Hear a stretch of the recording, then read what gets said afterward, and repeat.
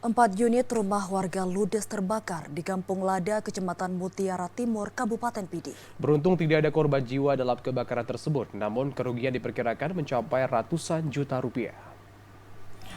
4 unit rumah di Kampung Lada, Kecamatan Mutiara Timur, Kabupaten Pidi terbakar.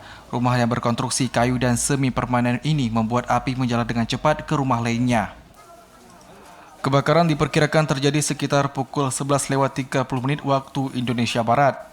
Warga Kampung Lada, Akmal, mengatakan api berhasil dipadamkan sekitar 2 jam kemudian setelah 4 unit mobil damkar milik pemerintah Kabupaten Pidi dikerahkan ke lokasi. Selain 4 unit rumah yang terbakar, kejadian ini juga berdampak pada 3 rumah lainnya di sekitar lokasi. Bang, berapa rumah nih bang yang terbakar bang? 3 rumah. 3 rumah. Apinya dari mana tadi bang? Dari rumah Tengguda. Nah, itu rumah panggung bang ya? Rumah Panggung. Rumah Aceh ya? Nah, jam berapa tadi bang kebakarannya? Itu kurang tahu. Belum tahu ya.